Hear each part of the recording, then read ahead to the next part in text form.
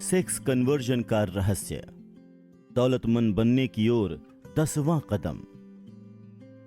रूपांतरण शब्द का आसान भाषा में अर्थ है किसी तत्व या ऊर्जा के प्रकार को दूसरे रूप में बदलना या परिवर्तित करना, यानी कन्वर्जन करना। सेक्स का भाव एक मानसिक अवस्था लेकर आता है।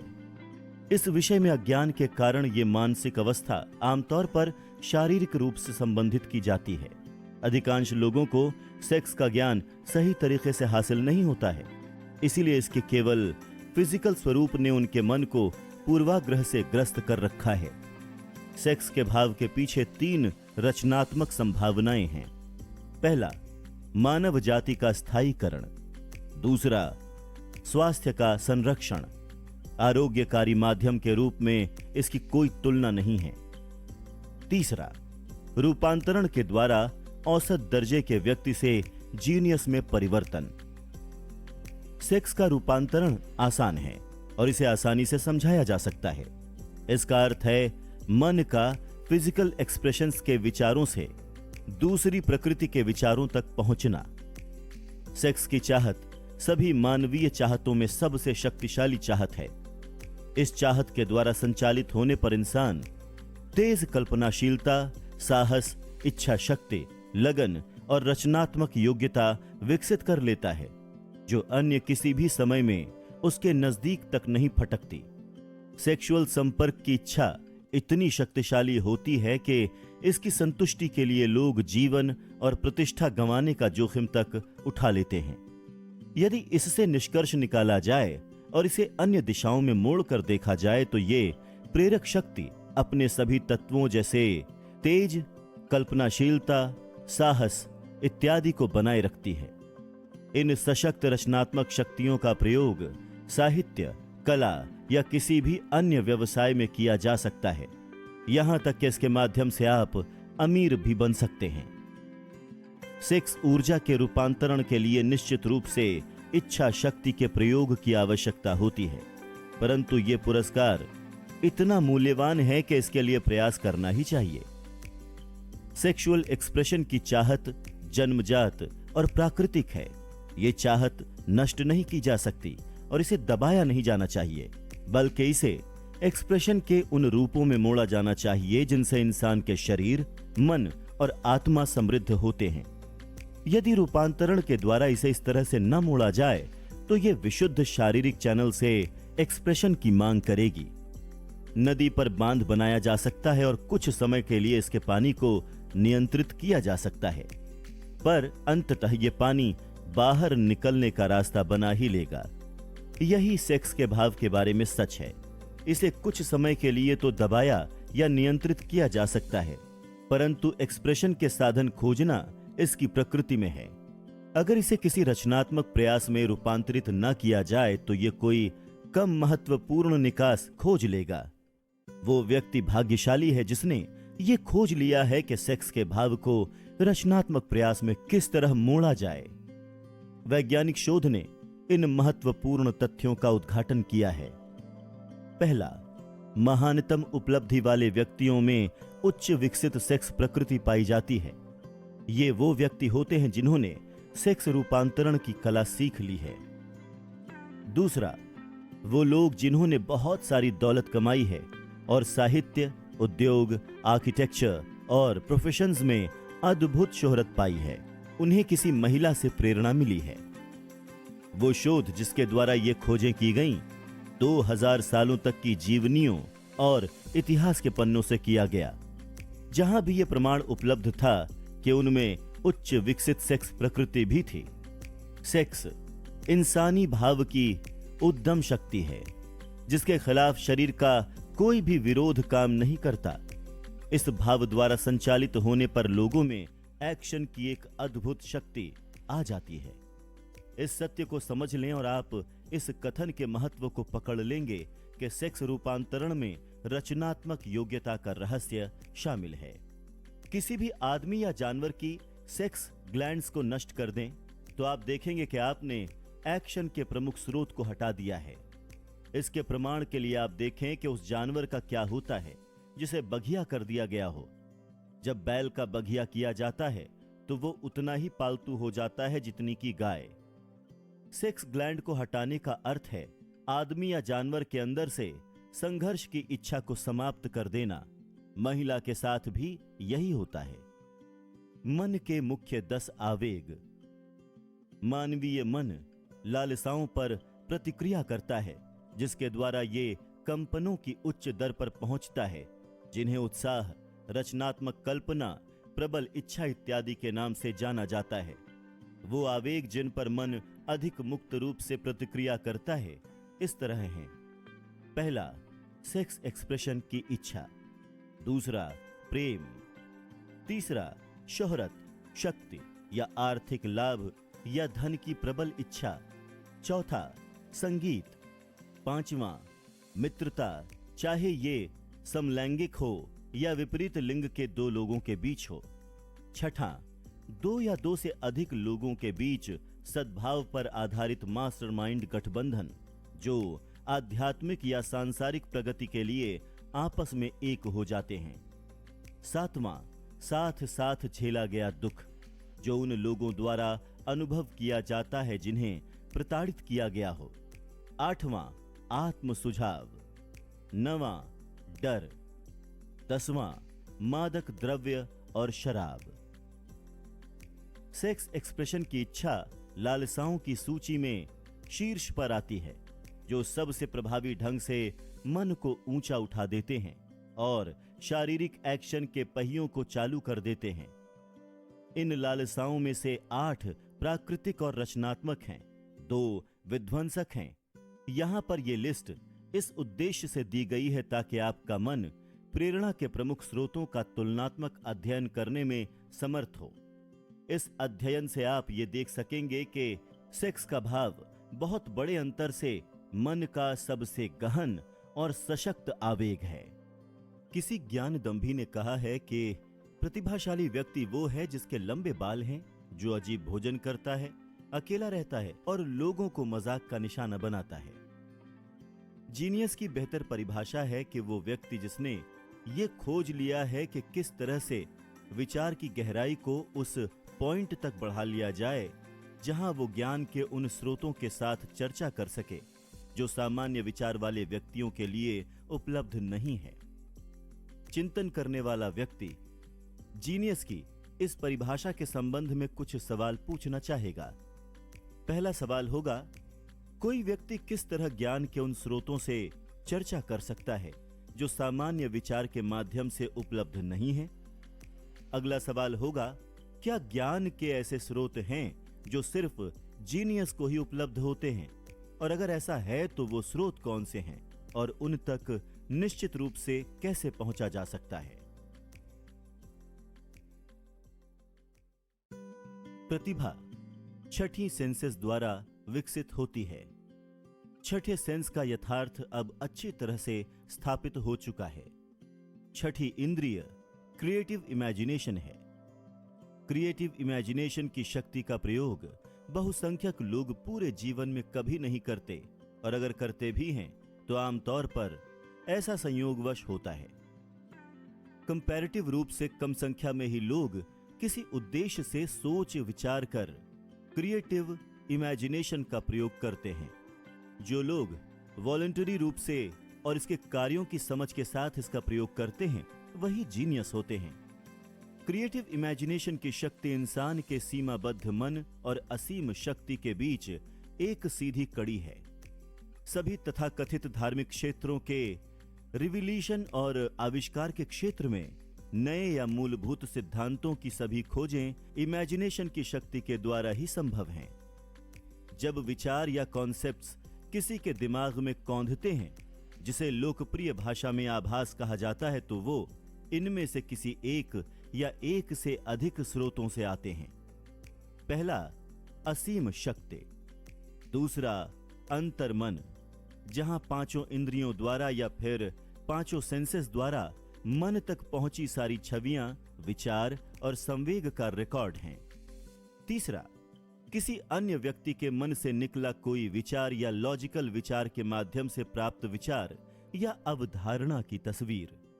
चौथा, किसी अन्य व्यक्ति के अंतर्मन स्टोर हाउस से कोई अन्य ज्ञात स्रोत नहीं है जहां से प्रेरक विचार या आभास प्राप्त किए जा सकें। जब मन के एक्शन को 10 मन आवेगों में से एक या एक से अधिक आवेग द्वारा प्रेरित किया जाता है तो इससे व्यक्ति पर यह प्रभाव पड़ता है कि वो सामान्य विचार से ऊपर उठ जाता है। इससे व्यक्ति को वो दूरी, स्कोप और विचारों की वो क्वालिटी हासिल हो जाती है जो निचले स्तर पर उपलब्ध नहीं थे। जैसे कि जब कोई बिजनेस या प्रोफेशनल रूटीन की समस्याओं के समाधान में मिला हुआ हो। जब आप मन के आवेग के किसी स्वरूप के द्वारा विचार के अधिक ऊंचे स्तर तक उठ जाते हैं तो आप उसी स्थिति में होते हैं जैसे आप हवाई जहाज में इतनी ऊंचाई पर पहुंच गए हों जहां से आपको उस होराइजन के पार भी दिखाई देता है जो जमीन पर रहते समय आपकी आंखों से दिखाई नहीं देता था। यही नहीं, विचार के इस अधिक उच्च स्तर पर व्यक्ति किसी आवेग के द्वारा बंधा या बंधन महसूस नहीं करता, जो उस समय महसूस होते हैं जब वो 3 मूलभूत आवश्यकताओं जैसे भोजन, वस्त्र और आवास को हासिल करने की समस्याओं से जूझता है। वो विचार के एक ऐसे संसार में है जिसमें साधारण रोजमर्रा के विचार प्रभावी ढंग से हटा दिए गए हैं। जिस तरह हवाई जहाज में ऊपर उठने पर पहाड़ और घाटियां और फिजिकल दृष्टि की अन्य सीमाएं हट जाती हैं। विचार के इस उच्चतर स्तर पर मन की रचनात्मक शक्ति को कार्य की स्वतंत्रता मिल जाती है। छठी इंद्रिय के काम करने के लिए साफ हो जाता है। ये उन विचारों के प्रति ग्रहणशील हो जाती है जो व्यक्ति तक किसी अन्य परिस्थिति द्वारा नहीं पहुंच सकते। छठी इंद्रिय वो शक्ति है जो एक प्रतिभावान और एक सामान्य व्यक्ति में अंतर को स्पष्ट करती है। क्रिएटिव शक्ति का जितना अधिक प्रयोग किया जाए ये उतनी ही अधिक विकसित होती है। वो व्यक्ति के कॉन्शियस के बाहर से आ रहे तत्वों के प्रति उतनी ही अधिक दुरुस्त और ग्रहणशील होती है। व्यक्ति इस पर जितना विश्वास करता है और विचार संवेगों के लिए इससे जितनी अधिक मांग करता है ये उतनी ही प्रबल होती जाती है। इस शक्ति को सिर्फ उपयोग के द्वारा ही विकसित किया जा सकता है। जिसे हम अंतरात्मा कहते हैं वो भी पूरी तरह से छठी इंद्रिय की शक्ति के द्वारा काम करती है। महान कलाकार, लेखक, संगीतकार और कवि महान इसलिए बने क्योंकि उन्होंने शांत छोटी आवाज पर भरोसा करने की आदत डाली।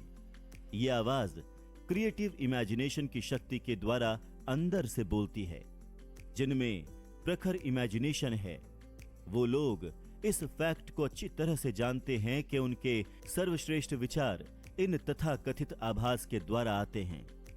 एक महान वक्त है जो तब तक महानता हासिल नहीं करता जब तक कि वो अपनी आंखें बंद न करे और क्रिएटिव इमेजिनेशन की शक्ति पर पूरी तरह से निर्भर न रहे।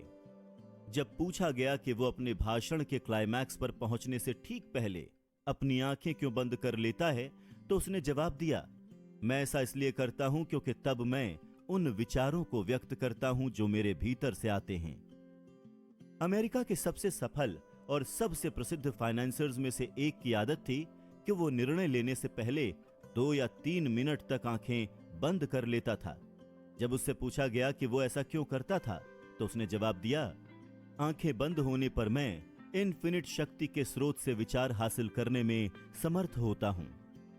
मैरीलैंड के चेवी चेज के स्वर्गीय डॉक्टर एल्मर अरे गटर्स ने 200 से अधिक उपयोगी पेटेंट्स करवाए जिनमें से कई बेसिक थे और उन्होंने ऐसा क्रिएटिव शक्ति के प्रयोग और विकास की प्रक्रिया के द्वारा किया।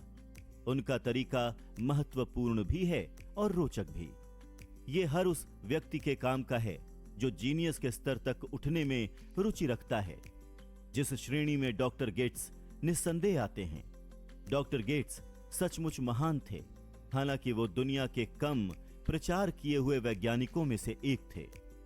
उनकी लेबोरेटरी में एक कक्ष था जिसे वो अपना सन्नाद कक्ष कहते थे। ये साउंड प्रूफ था और इस तरह से बना था कि इसमें पूरा अंधेरा किया जा सकता था।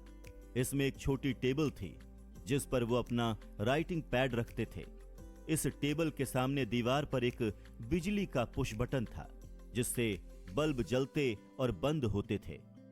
जब डॉक्टर एटीएस की इच्छा होती कि वो अपनी क्रिएटिव शक्ति के द्वारा उपलब्ध शक्तियों से मदद लें, तो वो इस कमरे में जाकर टेबल के सामने बैठ जाते थे और बत्तियां बुझाकर उस खोज के सभी नोन एलिमेंट्स पर ध्यान कंसंट्रेट करते थे जिस पर वो काम कर रहे थे।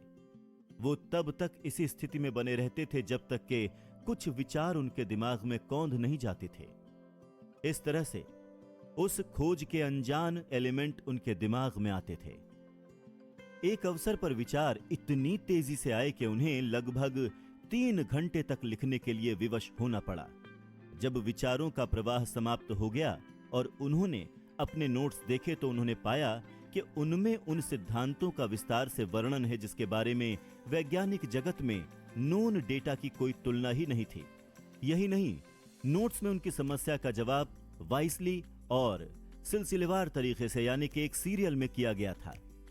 डॉक्टर गेट्स ने व्यक्तियों और कॉरपोरेशंस के लिए विचारों के लिए बैठकर अपना रोजगार कमाया। अमेरिका के कुछ सबसे बड़े कॉरपोरेशन उन्हें प्रति घंटे के हिसाब से भारी फीस दिया करते थे ताकि वो विचारों के लिए बैठें। लॉजिकल शक्ति अक्सर गड़बड़ होती है क्योंकि ये काफी हद तक व्यक्ति के कलेक्टेड अनुभव से निर्देशित होती है। अनुभव के द्वारा ज्ञात सारा ज्ञान सही नहीं होता।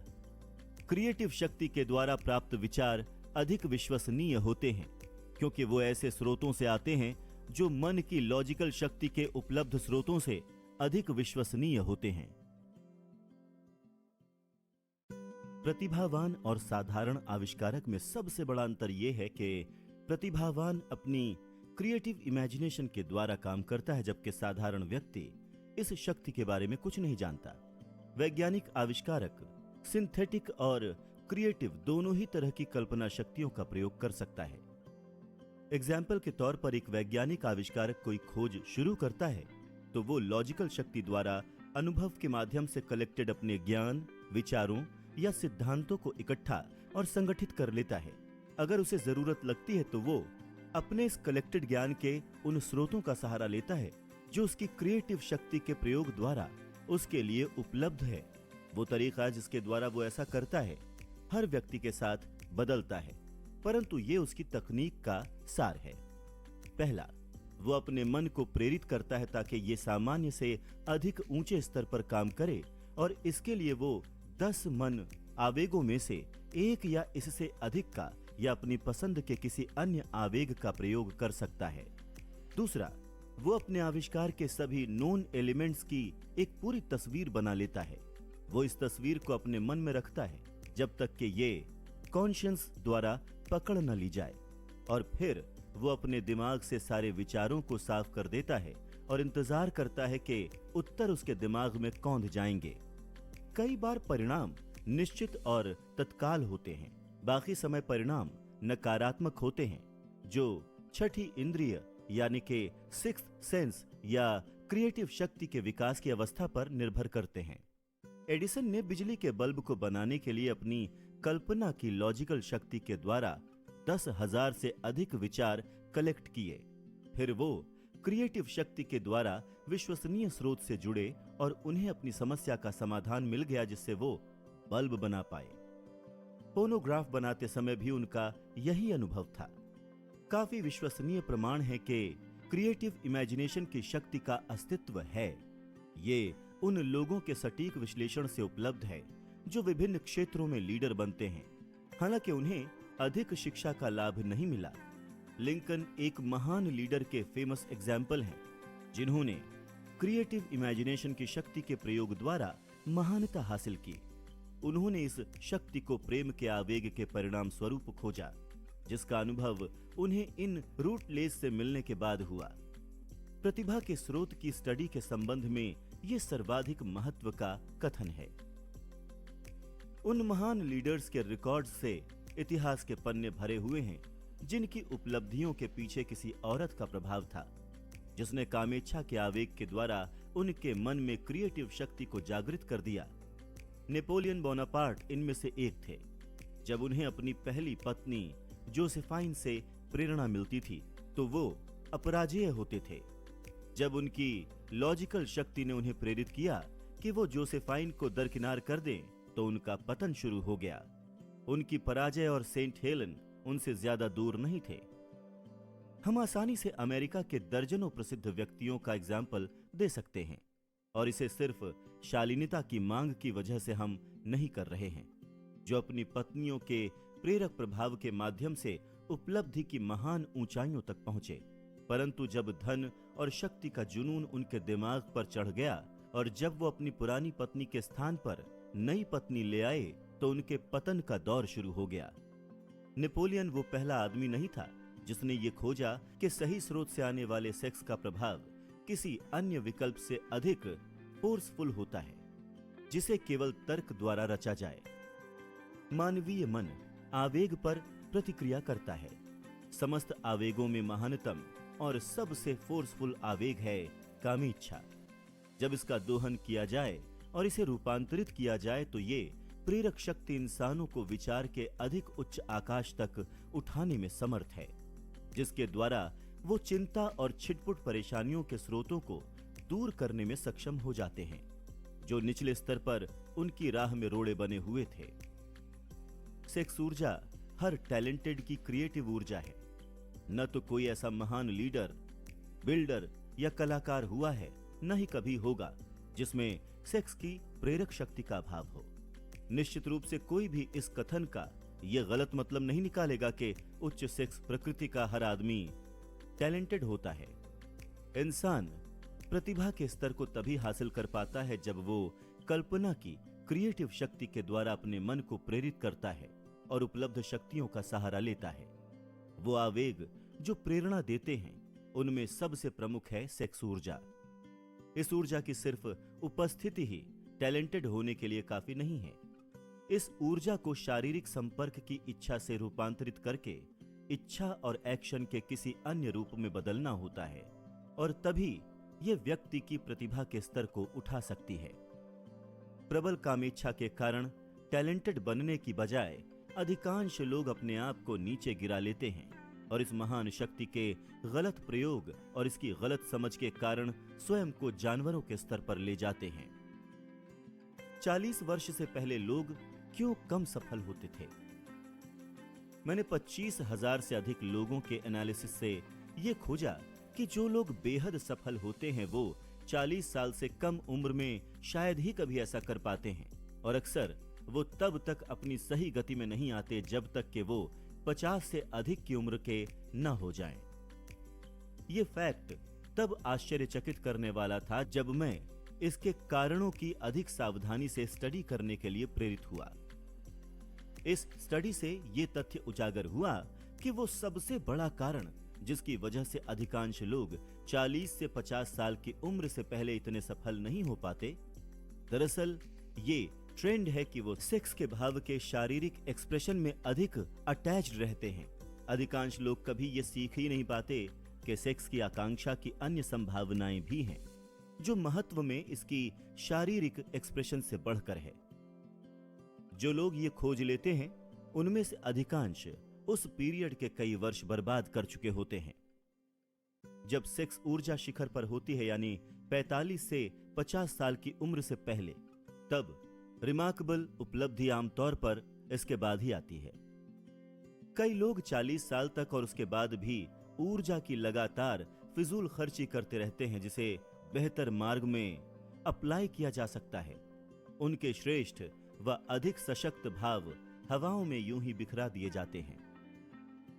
सेक्सुअल एक्सप्रेशन की आकांक्षा समस्त मानवीय भाव में सबसे प्रबल और सशक्त है, और इसी कारण जब इस आकांक्षा का दोहन किया जाता है एवं इसे शारीरिक एक्सप्रेशन के बजाय अन्य मार्गों पर अप्लाई किया जाता है, तो ये किसी को भी महान उपलब्धि के स्तर पर ले जा सकती है। इतिहास में ऐसे लोगों के एग्जाम्पल्स कम नहीं हैं जिन्होंने बनावटी प्रेरकों जैसे मदिरा या मादक द्रव्यों के प्रयोग द्वारा परिणाम हासिल किए। एडगर एलन पो ने द रेवन शराब के नशे में लिखी। ऐसे सपने देखते हुए लिखी जो किसी इंसान ने इससे पहले देखने का साहस कभी नहीं किया था। जेम्स विटकॉम राइले ने अपना सर्वश्रेष्ठ लेखन शराब के नशे में ही किया। शायद इसीलिए उन्होंने देखा कि वास्तविकता और स्वप्न में सीरियल कॉम्बिनेशन है। नदी के ऊपर मिल और धारा के ऊपर कोहरा। रॉबर्ट बर्न्स ने भी नशे की हालत में अपना सर्वश्रेष्ठ लेखन किया। परंतु यह याद रखा जाना चाहिए कि ऐसे कई लोगों ने अंत में खुद को नष्ट कर लिया। प्रकृति ने अपना स्वयं का ऐसा प्रेरक द्रव्य बनाया है जिसके द्वारा इंसान अपने मन को सुरक्षित रूप से प्रेरित कर सकता है और अच्छे तथा दुर्लभ विचार हासिल कर सकता है जो न जाने कहां से आते हैं। प्रकृति के प्रेरकों का कोई संतोषजनक विकल्प आज तक नहीं खोजा गया है। साइकोलॉजिस्ट जानते हैं कि सेक्स आकांक्षा और आध्यात्मिक आकांक्षा में एक अभूत करीबी संबंध होता है। वो फैक्ट जिससे उन लोगों का अजीब व्यवहार स्पष्ट होता है जो धार्मिक सनक में शामिल होते हैं, जो कबीलाई संस्कृति में आम होते हैं। संसार मानवीय भाव द्वारा शासित है और सभ्यता का भाग्य भी इसी से स्थापित होता है। लोग अपने कार्यों में तर्क से उतना प्रभावित नहीं होते जितने कि भावनाओं से। मन की रचनात्मक शक्ति पूरी तरह भावनाओं से संचालित होती है, न कि ठंडे तर्क से। समस्त मानवीय भावों में सबसे सशक्त भाव सेक्स का भाव है। अन्य मन प्रेरक आवेग भी हैं, जिनमें से कुछ को लिस्ट में रखा भी गया है, परंतु उनमें से कोई भी या वो सब मिलकर भी सेक्स की प्रेरक शक्ति का मुकाबला नहीं कर सकते। मन प्रेरक आवेग वो प्रभाव है जो विचार की गहनता को अस्थायी या स्थायी तौर पर बढ़ा सकता है। जिन 10 प्रमुख प्रेरकों का वर्णन किया गया है वो सबसे आम प्रेरक हैं, जिन स्रोतों के द्वारा इंसान असीम शक्ति से संपर्क कर सकता है या अपनी इच्छा से अपने या किसी दूसरे व्यक्ति के कॉन्शियंस के स्टोर हाउस में प्रवेश कर सकता है। ये टैलेंटेड का तरीका होता है। एक प्रोफेसर ने 30,000 से अधिक सेल्समैनों के प्रयासों को प्रशिक्षित और निर्देशित किया। उन्होंने ये आश्चर्यजनक खोज की कि जिन लोगों का इंक्लिनेशन हाईली सेक्स की तरफ होता है वो बहुत ही अधिक प्रभावी सेल्समैन होते हैं। इसके पीछे कारण ये है कि व्यक्तित्व के जिस तत्व को पर्सनल मैग्नेटिज्म कहा जाता है वो सेक्स ऊर्जा से अधिक कुछ नहीं है। तो सेक्स की ओर हाईली इंक्लाइंड लोगों में हमेशा पर्सनल मैग्नेटिज्म प्रचुर मात्रा में होता है। समझ और विकास के द्वारा इस महत्वपूर्ण शक्ति का प्रयोग लोगों के साथ संबंधों में बहुत लाभ दिलवा सकता है। ये ऊर्जा दूसरों के साथ इन माध्यमों से कम्युनिकेट की जा सकती है। पहला, हाथ मिलाना। हाथ का स्पर्श तत्काल मैग्नेटिज्म की उपस्थिति या अनुपस्थिति के बारे में बता देता है। दूसरा, आवाज का टोन। मैग्नेटिज्म या सेक्स ऊर्जा वो तत्व है जिससे आवाज रंगीन या संगीतमय या आकर्षक बनती है। तीसरा, पोस्टर और शरीर की स्थिति। हाईली सेक्स इंक्लाइंड लोग तेजी से एवं शालीनता और सहजता से चलते हैं। चौथा, तेजी से एवं शालीनता और सहजता से चलते हैं। चौथा, विचार कंपन। ऐसे लोग सेक्स के भाव को अपने विचारों में मिश्रित कर लेते हैं या ऐसा अपनी इच्छानुसार कर सकते हैं और इस तरह से वो अपने चारों तरफ के लोगों को प्रभावित कर सकते हैं। पांचवा, शरीर की सजावट। ऐसे लोग अपनी व्यक्तिगत छवि के बारे में आमतौर पर बहुत ही सतर्क रहते हैं। वो आमतौर पर उस स्टाइल के कपड़े चुनते हैं जिनसे उनका व्यक्तित्व, शरीर और रंग आकर्षक बने। सेल्समैन को काम पर रखते समय अधिक सक्षम सेल्स मैनेजर हमेशा सबसे पहले जिस गुण को देखता है वो है पर्सनल मैग्नेटिज्म, जो सेल्समैन की पहली आवश्यकता है। जिन लोगों में सेक्स ऊर्जा कम होती है वो कभी उत्साहित नहीं हो पाएंगे या दूसरों को उत्साहित नहीं कर पाएंगे, और उत्साह सेल्समैनशिप की सबसे महत्वपूर्ण शर्तों में से एक है। चाहे व्यक्ति कुछ भी बेच रहा हो, जिस सार्वजनिक व्यक्ति, वकील या सेल्समैन में सेक्स ऊर्जा कम होती है वो दूसरों को प्रभावित करने में फ्लॉप हो जाता है। इसे इस तथ्य के साथ जोड़ दें कि अधिकांश लोगों को उनकी भावनाओं को प्रभावित करके ही प्रभावित किया जा सकता है, और आप समझ जाएंगे कि सेल्समैन की योग्यता के हिस्से के रूप में सेक्स ऊर्जा का महत्व कितना अधिक है। मास्टर सेल्समैन सेलिंग में महारत हासिल इसीलिए कर पाते हैं क्योंकि वो जाने अनजाने में सेक्स ऊर्जा को सेल्स उत्साह में रूपांतरित कर लेते हैं। इस कथन में सेक्स रूपांतरण के वास्तविक अर्थ का बहुत ही प्रैक्टिकल सुझाव पाया जा सकता है। जो सेल्समैन ये जानता है कि किस तरह से अपने दिमाग को सेक्स के विषय से दूर हटाया जाए और इसे सेल्स के प्रयास में लगाया जाए और इस काम को उतने ही उत्साह और संकल्प से किया जाए जितना कि वो इसके फंडामेंटल लक्ष्य में लगाता, उस सेल्समैन ने सेक्स रूपांतरण की कला हासिल कर ली है, भले ही वो इस बात को जानता हो या न जानता हो। बहुसंख्यक सेल्समैन जो अपनी सेक्स ऊर्जा को रूपांतरित करते हैं वो बिना ये जाने ऐसा करते हैं। उन्हें ये पता ही नहीं होता कि वो क्या कर रहे हैं और कैसे कर रहे हैं। सेक्स ऊर्जा के रूपांतरण के लिए अधिक इच्छा शक्ति की जरूरत होती है और आम आदमी इस उद्देश्य के लिए इतनी इच्छा शक्ति जुटाने की परवाह नहीं करता।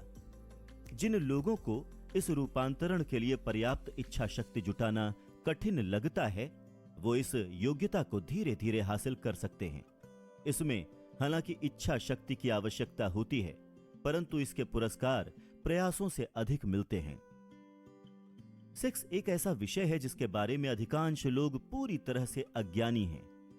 सेक्स की आकांक्षा को बुरी तरह से गलत समझा गया है, दोषी ठहराया गया है और इसका मखौल उड़ाया गया है, मजाक उड़ाया गया है।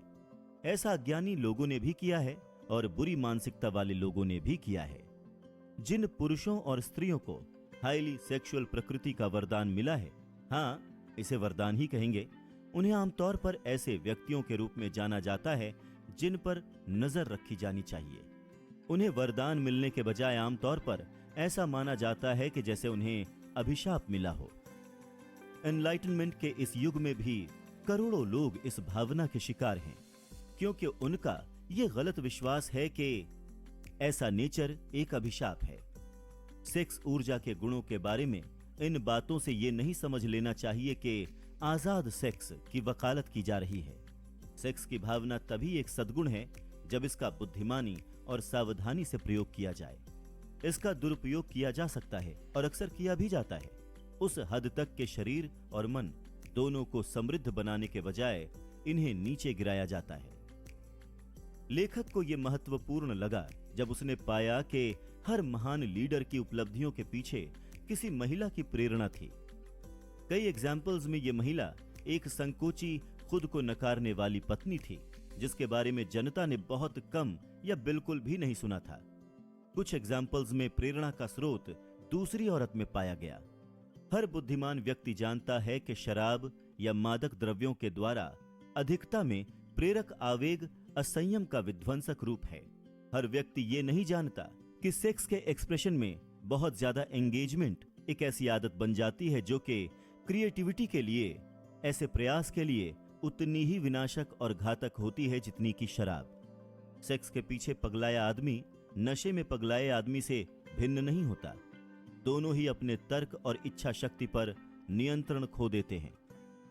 हाइपोकांड्रिया के कई मामले सेक्स के सच्चे कार्य के अज्ञान के कारण विकसित आदतों से उत्पन्न होते हैं। ये देखा जा सकता है कि सेक्स रूपांतरण के विषय में अज्ञानी व्यक्ति पर एक तरफ तो बहुत अधिक पेनल्टी ठोक देता है और दूसरी तरफ उसे अधिक लाभों से वंचित रखता है। सेक्स के विषय में चारों तरफ फैला ज्ञान इस फैक्ट के कारण है कि ये विषय रहस्य और अंधकारमयी मौन में लिप्त हुआ है। रहस्य और मय के षड्यंत्र के दावे का लोगों पर वही प्रभाव होता है जितना कि खुद को रोकने की साइकोलॉजी का। इसका परिणाम यह होता है कि लोगों की जिज्ञासा बढ़ जाती है और वो इस विषय के बारे में अधिक ज्ञान हासिल करने लगते हैं। ये डॉक्टर्स के लिए शर्म की बात है कि विषय में जानकारी आसानी से उपलब्ध नहीं है, क्योंकि इन्हीं लोगों को, युवाओं को इस विषय में शिक्षित करना चाहिए। बहुत कम ऐसा होता है कि कोई व्यक्ति किसी भी क्षेत्र में उच्च रचनात्मक प्रयास में 40 साल की उम्र से पहले दाखिल हो। औसत व्यक्तिगत की महानतम रचनात्मक क्षमता की उम्र 40 और 60 के बीच होती है। ये कथन हजारों स्त्री पुरुषों के एनालिसिस पर आधारित है। ये उन लोगों के लिए उत्साहवर्धक होना चाहिए जो 40 साल से पहले सफल नहीं हो पाए हैं, और उन लोगों के लिए भी जो बुढ़ापे के आगमन को लेकर भयभीत हैं, यानी जो 40 साल के पॉइंट के आसपास हैं। 40 और 50 साल के बीच के वर्ष आमतौर पर सबसे लाभदायक होते हैं। इंसान को इस उम्र में आने पर डर से कांपना नहीं चाहिए, बल्कि आशा और उत्सुकता से इसका सामना करना चाहिए। अगर आप प्रमाण चाहते हैं कि अधिकांश लोग अपने सर्वश्रेष्ठ काम को 40 साल की उम्र से पहले शुरू नहीं करते, तो अमेरिका के सबसे सफल लोगों के रिकॉर्ड उठाकर देख लें, आपको प्रमाण मिल जाएगा। हेनरी फोर्ड तब तक वास्तव में सफल नहीं हुए थे जब तक कि उन्होंने 40 की उम्र को पार नहीं कर लिया था। एंड्रू कार्नेगी 40 से आगे निकल चुके थे, तब उन्हें अपने प्रयासों का फल मिला। जेम्स जे हिल 40 साल की उम्र में अब भी टेलीग्राफ चला रहे थे। उनकी विराट उपलब्धियां उस उम्र के बाद आईं। अमेरिकी उद्योगपतियों और फाइनेंसर्स की जीवनियां इस प्रमाण से भरी हुई हैं कि 40 से 60 के बीच का पीरियड इंसान का सबसे अधिक प्रोडक्टिव पीरियड रहता है। 30 और 40 के बीच की उम्र में आदमी सेक्स रूपांतरण की कला को समझना शुरू करता है। यह खोज आमतौर पर संयोगवश होती है और आमतौर पर जो आदमी इसे खोजता है वो इसके बारे में पूरी तरह से अनजान होता है। उसे दिख सकता है कि उसकी उपलब्धि की शक्तियां 35 से 40 साल के आसपास बढ़ती हैं, परंतु 30 और 40 के बीच की उम्र में व्यक्ति में प्रेम और सेक्स के भाव में कम्युनिकेट करना शुरू कर देती हैं ताकि वो इन महान शक्तियों से मदद हासिल कर सके और उन्हें इकट्ठे कर्म के लिए प्रेरणा के रूप में उपयोग में ला सके। अकेला सेक्स ही एक्शन के लिए एक शक्तिशाली आकांक्षा है, परंतु इसकी शक्तियां किसी तूफान की तरह होती हैं। अक्सर उन्हें नियंत्रित नहीं किया जा सकता। जब प्रेम का भाव सेक्स के भाव के साथ जुड़ जाता है तो परिणाम होता है उद्देश्य की शांति, संतुलन और निर्णय की सटीकता।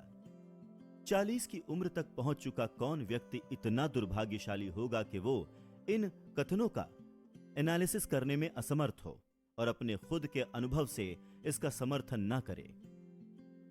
प्रेम, रोमांस और सेक्स ये सभी भाव इंसान को महान उपलब्धियों की ऊंचाइयों तक ले जाने में समर्थ हैं।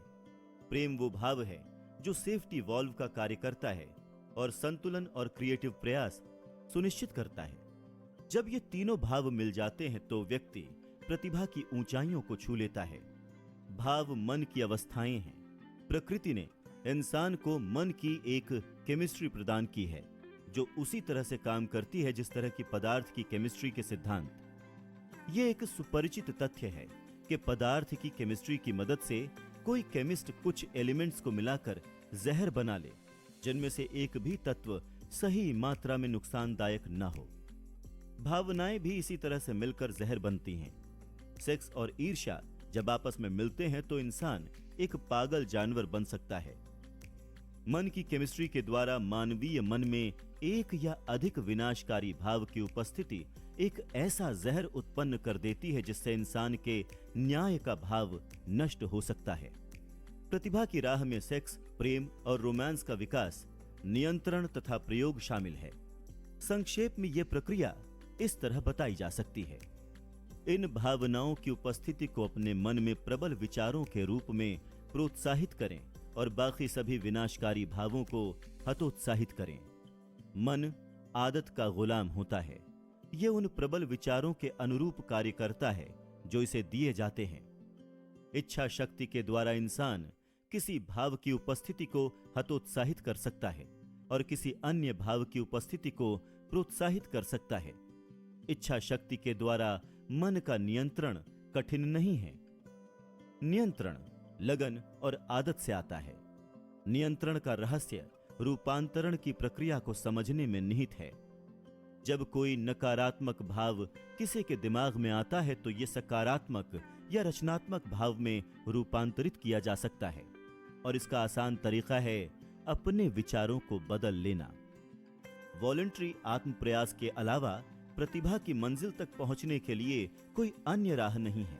कोई इंसान केवल सेक्स ऊर्जा की प्रेरक शक्ति के द्वारा आर्थिक या व्यावसायिक उपलब्धि की महान ऊंचाइयों को हासिल कर सकता है, परंतु इतिहास ऐसे प्रमाणों से भरा पड़ा है कि वो अपने साथ चरित्र के ऐसे गुण भी रखता है जिससे या तो वो अपनी दौलत को बनाए नहीं रख पाता या फिर उसका उपभोग नहीं कर पाता। इस बात का एनालिसिस किया जाना चाहिए और इस पर चिंतन मनन किया जाना चाहिए, क्योंकि ये एक ऐसी सच्चाई है जिसका ज्ञान आदमियों और औरतों के लिए सहायक हो सकता है। इसका ज्ञान हजारों लोगों को दुखी बना देता है, चाहे वो अमीर ही क्यों ना हो। प्रेम की यादें कभी खत्म नहीं होती। प्रेरणा के स्रोत के चले जाने के काफी समय बाद भी वो बनी रहती हैं, प्रभावित करती रहती हैं और राह दिखाती हैं। इसमें कुछ भी नया नहीं है। हर इंसान जिसने सच्चा प्रेम किया हो, ये बात जानता है कि ये मानवीय हृदय पर स्थायी चिन्ह छोड़ देता है। प्रेम का प्रभाव स्थायी है, क्योंकि प्रेम की प्रकृति आध्यात्मिक है। जिसे प्रेम उपलब्धि की महान ऊंचाइयों तक पहुंचने के लिए प्रेरित न कर सके, वो व्यक्ति दुर्भाग्यशाली है। हालांकि वो जिंदा प्रतीत होता है, परंतु सच तो यह है कि वो मुर्दा है। अपने कल को याद करें और अपने मन को बीते हुए प्रेम की सुंदर स्मृतियों से नहलाएं। ये वर्तमान चिंताओं के तनावों के प्रभाव को मंद कर देगा। ये आपको जीवन की अप्रिय वास्तविकताओं से मुक्ति का स्रोत प्रदान करेगा और हो सकता है, कौन जाने, फैंटेसी के संसार में इस अस्थायी विचरण के दौरान आपका मन आपको ऐसे विचार या योजनाएं प्रदान कर दे जो आपके जीवन का आर्थिक या आध्यात्मिक स्टेटस बदल दे। अगर आपको विश्वास है कि आप दुर्भाग्यशाली हैं क्योंकि आपने प्रेम किया है और आपका प्रेम खो गया है, तो इस विचार को दूर भगाएं। जिसने सच्चा प्रेम किया हो वो कभी पूरी तरह से उसे गंवा नहीं सकता। प्रेम थोड़ा सनकी और तुनक मिजाज होता है। ये अपनी इच्छा से आता है और बिना चेतावनी दिए चला जाता है। जब तक ये मौजूद है तब तक इसे स्वीकार करें और इसका आनंद लें, परंतु इसके जाने के बाद इसके बारे में चिंता करके समय बर्बाद न करें। आपके चिंता करने से ये वापस नहीं आ जाएगा। इस विचार को भी दिल से निकाल दें कि प्रेम सिर्फ एक ही बार आता है। प्रेम अनंत बार आ सकता है और जा सकता है, परंतु कोई भी दो प्रेम अनुभव एक से नहीं होते। वो एक जैसे तरीके से आपको प्रभावित नहीं कर सकते। ऐसा हो सकता है और ऐसा होता भी है कि एक प्रेम अनुभव दिल पर बाकी से अधिक गहरे निशान छोड़ जाए। हालांकि सभी प्रेम अनुभव लाभदायक हैं, परंतु उस व्यक्ति के लिए नहीं जो प्रेम के जाने के बाद नफरत या बिछड़न की आग में जलने लगे। प्रेम के मामले में निराश नहीं होना चाहिए। अगर लोग प्रेम और सेक्स की भावनाओं के बीच के अंतर को समझ लें तो महत्वपूर्ण अंतर यह होता है कि प्रेम आध्यात्मिक है, जबकि सेक्स जीव विज्ञान का विषय है। कोई भी अनुभव जो मानवीय हृदय को आध्यात्मिक शक्ति से स्पर्श करता है नुकसानदायक नहीं हो सकता, सिवाय इसके कि वो अज्ञान या ईर्ष्या से ग्रस्त हो। इसमें कोई संदेह नहीं है कि प्रेम जीवन का महानतम अनुभव है। ये व्यक्ति को असीम शक्ति के संपर्क में लाता है। जब वो रोमांस और सेक्स के भाव से मिश्रित हो जाता है तो ये व्यक्ति को रचनात्मक प्रयास की सीढ़ी पर बहुत ऊपर ले जा सकता है। प्रेम, सेक्स और रोमांस के भाव किसी भी सक्सेसफुल क्रिएटिव इंडिविजुअल के प्रतिभा के हमेशा रहने वाले त्रिकोण के पहलू हैं। प्रेम के भाव में कई पहलू, कई शेड्स और रंग होते हैं, परंतु प्रेम के सभी प्रकारों में सबसे गहन और धधकता हुआ प्रकार वो है जिसमें प्रेम और सेक्स की भावनाएं आपस में मिल जाती हैं। जिन विवाहों में प्रेम के भाव के साथ सेक्स का उचित संतुलन नहीं है, वो सुखी विवाह नहीं कहे जा सकते और शायद ही कभी ये लंबे चलते हों। प्रेम अकेला विवाह से सुख नहीं ला सकता, न ही सेक्स अकेला ये काम कर सकता है। जब ये दोनों सुंदर भाव आपस में मिल जाते हैं तो विवाह एक ऐसी मानसिक अवस्था उत्पन्न कर सकता है जो इस धरती पर महसूस की जा सकने वाली आध्यात्मिक अवस्था के निकट होती है। जब रोमांस का भाव प्रेम और सेक्स के साथ जुड़ जाता है तो इंसान के बाउंडेड मन और असीम शक्ति के बीच की बाधाएं हट जाती हैं। तब एक टैलेंटेड इंसान पैदा होता है। जैसा कि हम सभी को पता है कि प्रेम की प्रकृति है कि वो जब भाव रूप में होता है तो बदसूरत सी वस्तु में भी अपने हैंडीक्राफ्ट से सुंदरता की मूर्त खड़ा कर देता है। पर वो भाव अधिक ज्वलित और प्रभावी साबित होता है जिसमें प्रेम और सेक्स का कॉम्बिनेशन हो जाए। कोई भी शादी सिर्फ प्रेम से ही सफल नहीं हो सकती और ना ही सिर्फ सेक्स से। शादी के बाद खुशियां तब तक प्राप्त नहीं होंगी जब तक कि दोनों भावों की मात्रा संतुलित रूप से भावों में मिश्रित न हो। जब विवाह के उपरांत ये दोनों भाव मिश्रित किए जाते हैं तो मन उस मनोदशा में पहुंच जाता है जो इससे पहले आपने एक्सपीरियंस नहीं किया होगा। जब रोमांस का भाव सेक्स और प्रेम के साथ जुड़ता है तो सोने पर सुहागा जैसा है। तब वो लॉजिकल मन और असीम शक्ति के बीच की हर सीमा खत्म हो जाती है। लोगों की सेक्स के बारे में बहुत सारी गलत धारणाएं हैं, परंतु प्रेम, रोमांस और सेक्स का भाव असीम शक्ति के बीच के लिंक का काम करती है। बहुत से विवाहों में तनाव और केओस का माहौल होता है, परंतु यहां जो कहा जा रहा है उसे अगर ठीक तरीके से समझ लिया जाए तो सद्भाव का वातावरण बनाया जा सकता है। बार बार टोकने या ताने कसने में जो पीड़ा व्यक्त होती है वो आमतौर पर सेक्स के विषय में ज्ञान की कमी की वजह से होती है। जहां प्रेम, रोमांस और सेक्स के भाव तथा कार्य की सही समझ रहती है वहां विकसित कपल में कोई तनाव नहीं होता।